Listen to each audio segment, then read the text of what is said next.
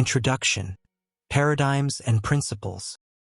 On a quiet Sunday morning on a New York subway, a man sat with his children, and the children were loud, wild, completely out of control. The man just stared at the floor, doing nothing. Annoyed, Covey finally asked him to take hold of his kids. The man looked up as if noticing the scene for the first time, and said softly that they had just come from the hospital, where the children's mother had died about an hour before. In an instant, everything looked different. Irritation melted into compassion. Nothing had changed except the way Covey saw it, and that changed everything. This is a paradigm shift. A paradigm is the map we carry in our heads, the way we see the world. And here is the book's quiet thesis. The way we see the problem is the problem. For most of the last century, the literature of success chased what Covey calls the personality ethic: image, technique, quick fixes, the right words, and a winning smile. But those surface tricks cannot hold a life together. The deeper tradition is the character ethic: integrity, humility, courage, justice, patience, the slow building of who we actually are. Real change works from the inside out, from character toward conduct, and never the reverse. From that root grow 7 habits. And a habit, Covey says, lives where 3 things meet: knowledge, the what and the why, skill, the how, and desire, the wanting to. Remove any one of them and the habit collapses. Together they carry us along what Covey calls the maturity continuum. We begin in dependence, leaning on others, the world of you. We grow into independence, taking charge of ourselves, the world of I. But the highest stage is interdependence, the world of we, where we join our strengths with others to reach what none of us could reach alone. Independence is a real triumph, but it is not the summit. And beneath all of it lies one law of effectiveness, which Aesop told best. A farmer finds a golden egg in his goose's nest, then another, and grows rich. Greedy and impatient, he kills the goose to take all the eggs at once, and is left with nothing. Covey calls this the balance between P and PC. Production, the golden eggs, and production capability, the goose that lays them. Chase the results while starving the source, and the source dies. Effectiveness is keeping both alive. That balance and the inside-out path toward it is the ground on which all 7 habits stand. Private victory. Habit 1. Be proactive. Strip a man of everything: his family, his freedom, even his name, and one thing still cannot be taken. Viktor Frankl, a psychiatrist imprisoned in the Nazi death camps, lost nearly all the rest. His parents, his brother, and his wife were killed. He was tortured, never knowing from one hour to the next whether he would live. And yet, alone and naked in a bare cell, he discovered something his captors could not reach. Between what happened to him and his response to it lay a space, and in that space stood his freedom to choose. They could control his conditions, but they could not control his response to them. Frankl exercised that freedom in his mind, picturing himself lecturing to students after the war, until his inner liberty outgrew the guards who held the keys. This is the foundation of the first habit. Between stimulus and response, we are free to choose.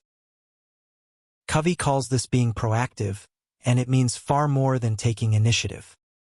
It means our behavior is a function of our decisions, not our conditions. Reactive people hand that power away. Their moods rise and fall with the weather, with a rude remark, with whatever the day throws at them. They say things like, "There's nothing I can do, that's just the way I am, he makes me so angry." Listen to the language, it quietly gives away the paradigm. Proactive people speak differently. Let's look at our alternatives. I can choose a different response. I will. The words sound small, but they mark the line between a victim and a creator. Covey draws 2 circles to make it concrete. The outer one he calls the circle of concern, everything we worry about but cannot touch. The economy, the past, other people's choices. Inside it sits a smaller circle of influence, the things we can actually do something about.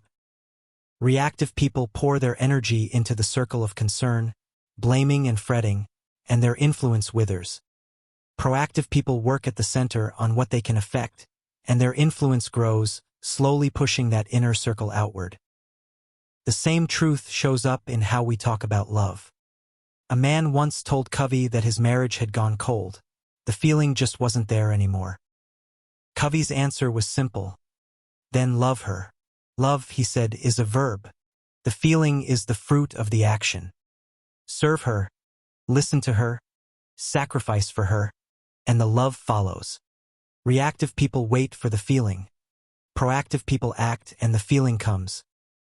None of this means we control what happens to us. We don't. But we are able to choose our response, and that response shapes the next moment and the next. Anytime we think the problem is out there, Covey warns that very thought is the problem. Habit 2. Begin with the end in mind. Picture your own funeral. You walk into the room, see the flowers, hear the soft music, and then you realize the person in the casket is you. For people rise to speak. Someone from your family, a friend, a colleague from work, someone from your community. Now consider what you would want each of them to say. Not the titles you held or the things you owned, but the kind of person you were, the difference you made. Sit with that, Covey says, and you brush up against your own deepest values, the end you actually want. That is the second habit. It rests on a simple observation. All things are created twice. There is first a mental creation, and then a physical one. The carpenter builds the house in his mind before he ever lifts a hammer.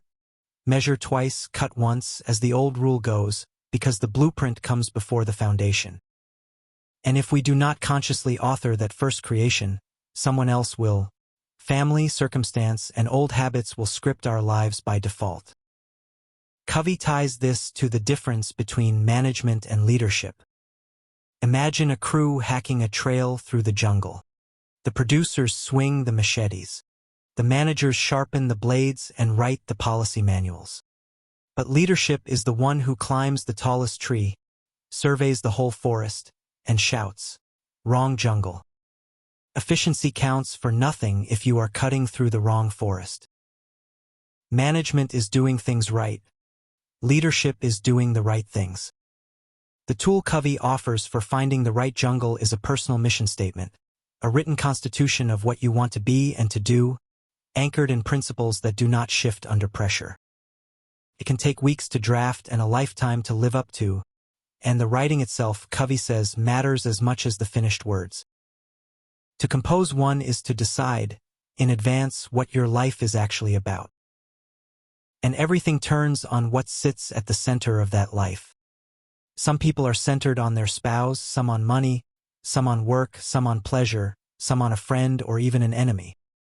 Every one of those centers wobbles because every one of them can be lost or taken. Build your life on your job, and a layoff unmakes you. Build it on another person, and their moods become your weather. Whatever you place at your center, Covey notes, quietly hands you four things: your security, your sense of direction, your wisdom, and your power to act. Lean on money or status, and all four rise and fall with your fortunes. The alternative is to be principle-centered, anchored to things that do not move: fairness, honesty, dignity, growth. Principles do not flatter you and they do not fail you. Your security, guidance, wisdom, and power finally hold steady. Anwar Sadat showed what that makes possible. Raised to hate Israel, he had once vowed never to shake an enemy's hand. But in a lonely prison cell he learned to step back and watch his own mind, and he rewrote that script, eventually flying to Jerusalem and opening a path to peace that no one believed was possible. He could change reality, he later wrote, only because he first changed the very fabric of his thought. That is what it means to begin with the end in mind, to write the script yourself from the inside before the world writes it for you. Habit 3. Put first things first. Knowing what matters is not the same as living it. The second habit decides the destination.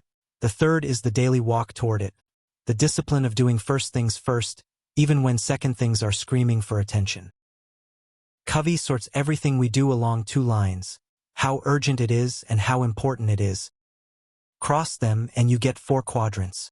Quadrant 1 is both urgent and important, the crises, the deadlines, the fires we have to put out. Quadrant 3 is urgent but not important, the interruptions and demands that feel pressing only because they are loud. Quadrant 4 is neither, the trivia and busy work we escape into. And then there is Quadrant 2, important but not urgent. This is the quadrant of planning, prevention, real relationships, exercise, and renewal, the things that never shout and so never get done. Covey calls this the heart of effective personal management. Nothing in it is on fire, which is exactly why we neglect it, and exactly why investing there shrinks the crises in Quadrant 1 before they ever start. But Quadrant 2 time has to be taken. It will never be handed to you. To say yes to what matters, you must say no to much that merely glitters, and the enemy of the best, Covey warns, is often the good. You can only say no with conviction when a bigger yes is already burning inside. That is why he reduces the whole habit to a single line. The key is not to prioritize what is on your schedule, but to schedule your priorities. Put the big rocks in first and the gravel and sand find room around them. Pour the sand in first and the rocks never fit. There is one more multiplier, and it is the highest leverage move of all: delegation. Covey draws a sharp line between two kinds. Go for delegation is go for this, go for that, with you supervising every step, and it never scales. Stewardship delegation hands over the result, not the method, and trusts the person to find their own way. He learned it with his own young son, whom he trained for 2 weeks and then put in charge of the yard, under one simple agreement: keep it green and clean. The boy was the boss. Covey was only a helper. At first nothing happened. For the first few days the grass yellowed and the litter piled up, and Covey ached to step in and take over. Instead he waited, and on their agreed walk the boy's chin began to quiver. "It's so hard, Dad," he said. He asked for help and got it, and from that day the yard stayed greener and cleaner than it ever had under his father. Trust, Covey writes, is the highest form of human motivation. It takes patience, but it brings out the very best in people. And that is how we put first things first, not only for ourselves but with everyone around us. Public victory. Habit 4. Think win-win. Before we can ever succeed with other people, Covey says we have to make a kind of deposit. He calls it the emotional bank account, the reserve of trust inside any relationship. Kindnesses, kept promises, and small courtesies are deposits. Rudeness, broken commitments, and betrayals are withdrawals. When the account is high, communication is easy and mistakes are quickly forgiven. When it is overdrawn, you walk on eggshells, measuring every word. Covey names 6 deposits that build the balance. Truly understanding the other person, attending to the little things, keeping your commitments, clarifying expectations, showing personal integrity, and, when you do make a withdrawal, apologizing sincerely. In relationships, he writes, the little things are the big things. On that foundation of trust, the 4th habit becomes possible. Most of us are scripted from childhood to see life as a competition. Someone wins, someone loses. Covey lays out the ways people approach each other. Win-lose, I beat you. Lose-win, I cave so you will like me. Lose-lose, if I go down, I am taking you with me. And simply win, I get mine and never think about you at all. But the only paradigm that holds up over the long run, among people who must keep dealing with each other, is win-win, the constant search for mutual benefit, for agreements where everyone feels good and everyone stays committed. Covey illustrates the trap with a company president who begged his managers to cooperate, then hung a chart on his wall. Their faces pasted onto racehorses, all of them racing for a single prize: a trip to Bermuda. He wanted teamwork and he rewarded rivalry, like telling one flower to grow while watering another. You simply cannot reap the fruits of cooperation from a paradigm of competition. Beneath win-win lies a deeper shift, from scarcity to abundance. The scarcity mentality sees life as a single pie. If you take a big slice, there is less for me, so another person's success starts to feel like my own failure. Scarcity-minded people compare and compete endlessly, and find it genuinely hard to be glad at someone else's good fortune. The abundance mentality sees plenty out there for everybody. It shares recognition and profit and credit freely, and it flows, Covey says, from a deep inner sense of personal worth. Win-win is not a technique you put on. It grows from character, from integrity, and from maturity, which Covey defines as the balance of courage and consideration. You have to care about the other person's win and have the nerve to ask for your own. And Covey is careful to show that win-win is not only an attitude but a whole structure, built in 5 rising layers. It begins with character. Out of character grows the trusting relationship. Out of trust come clear agreements about what each person will actually do. Those agreements survive only inside systems that genuinely reward teamwork, because if you praise cooperation while you pay for rivalry, rivalry is what you will get. And all of it moves through a process that seeks the other side's view before pressing your own. When, even then, no genuinely good solution can be found, there is one last honest option. Win-win or no deal. Agree to disagree, and part as friends, rather than force a deal that leaves someone quietly resentful.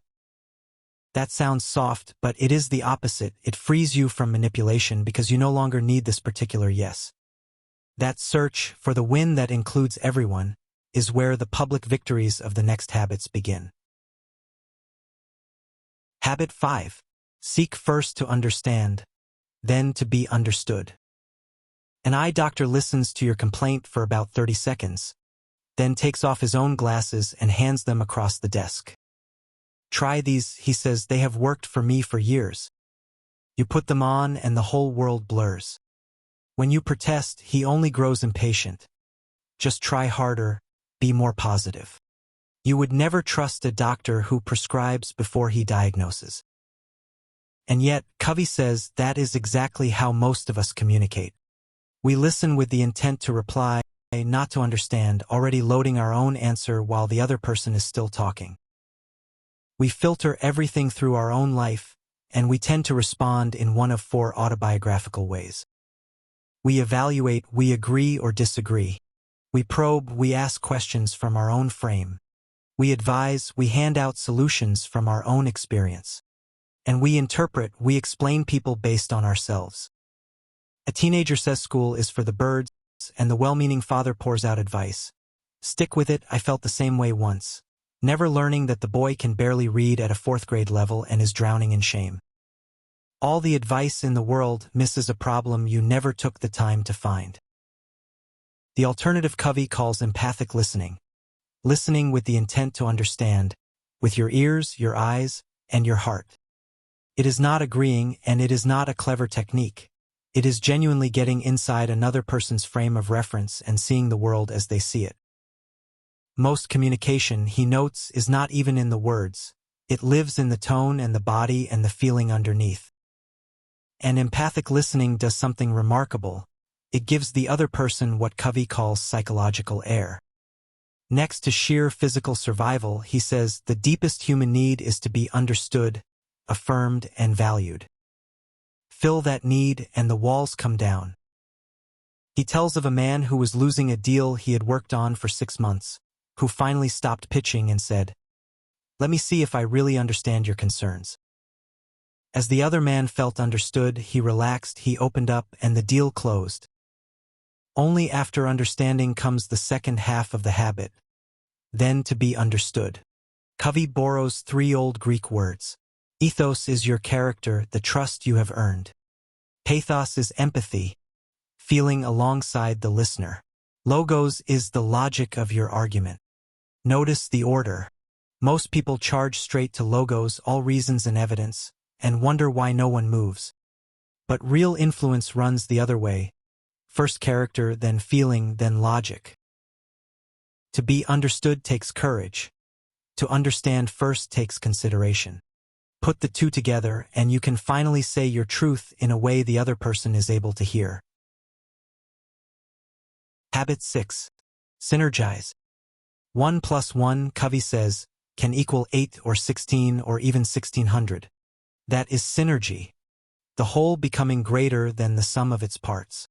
It is the crowning habit, the place where everything before it finally pays off, because it can only happen between people who are proactive and principle-centered, who think win-win and seek first to understand.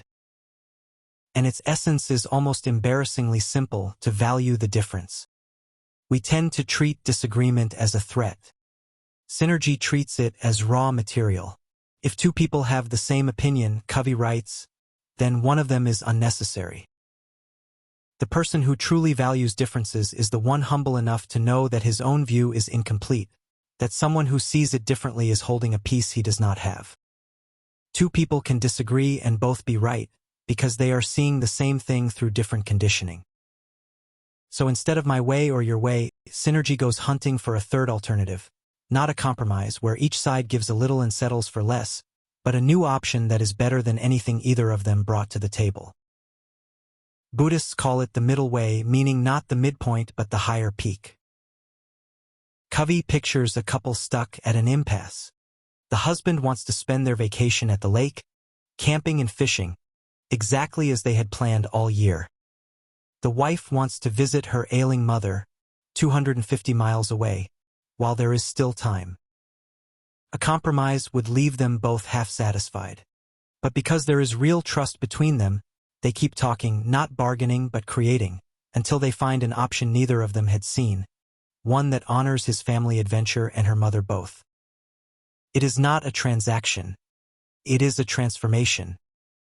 Covey maps 3 levels of communication. The lowest is defensive, low trust, guarding every word, producing win-lose at best. The middle is respectful, polite, mature people who avoid offense but never create anything new.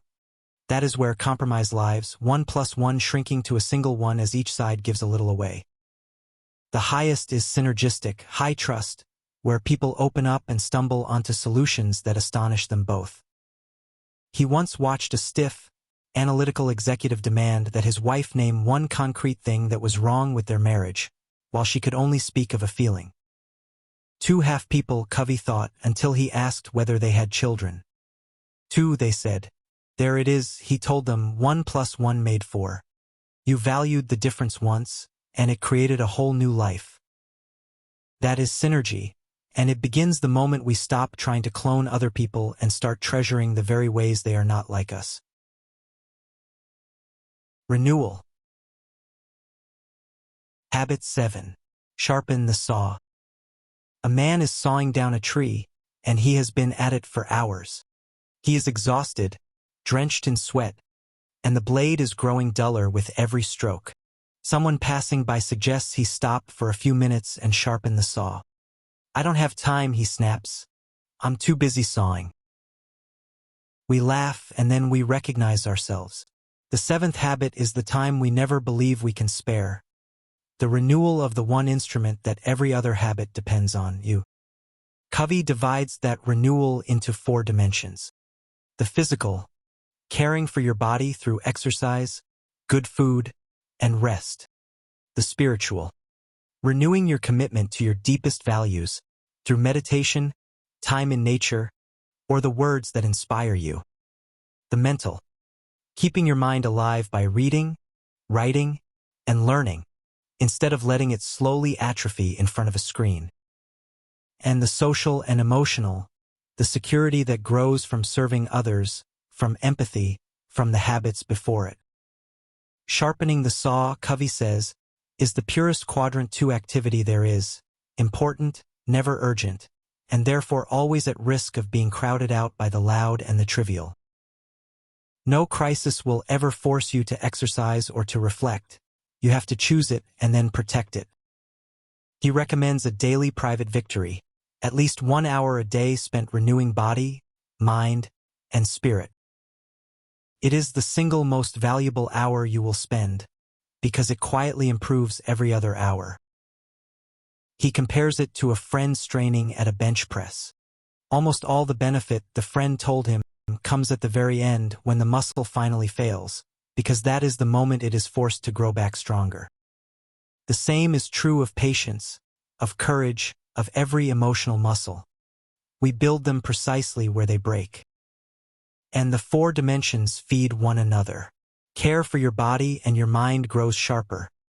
Renew your spirit and your relationships steady. Each habit you strengthen makes the next one easier.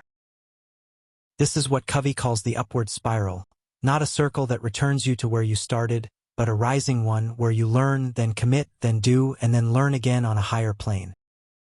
The compass of that climb is conscience, the quiet inner sense of what is right, which grows clearer the more honestly you live. Sharpen the saw, and the other 6 habits keep their edge. Neglect it, and even the best of them go dull.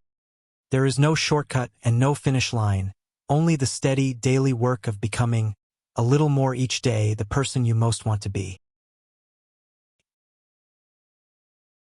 Conclusion. Inside Out again. For a full year, on the north shore of a Hawaiian island, Stephen and Sandra Covey rode a small motorcycle down to a quiet beach almost every day, and they talked, slowly, honestly, about the scripts they had inherited and the people they were becoming. One difference between them had always baffled him. Sandra would only ever buy one brand of appliance, Frigidaire, and she defended it with a fierceness that made no logical sense to him. For years it had been a quiet sore point. Then one day, riding through the cane fields, the real story finally surfaced. Sandra's father had run an appliance business through hard economic times, and Frigidaire was the company that financed his inventory when no one else would, the one thing that kept him afloat. As a girl, she had rubbed his tired feet and listened to his worries, and somewhere in those tender moments a loyalty was planted that had nothing to do with refrigerators at all. She was not really talking about appliances. She was talking about her father. Even the smallest things, Covey realized, often have roots in deep emotional ground, and to trample them is to walk carelessly on the sacred soil of another's heart. That is the whole book in a single image. Real change does not come from new techniques laid over the same old self. It comes from the inside out, from the paradigms and the character beneath the behavior. And the deepest reason it matters is that we pass ourselves on. The scripts handed to us, we hand in turn to our children. But a person can choose to become what Covey calls a transition person, the one who stops an unhealthy pattern from flowing on to the next generation, who takes what was handed down and hands on something better. A whole family line can change because one person did the quiet inside work. That is the upward spiral once more: learn, commit, do, and begin again a little higher year after year. There is no finish line here, no single victory that settles it for good. There is only the daily return to principles, and the slow, real change that grows from the inside out, the place where, in the end, everything truly begins.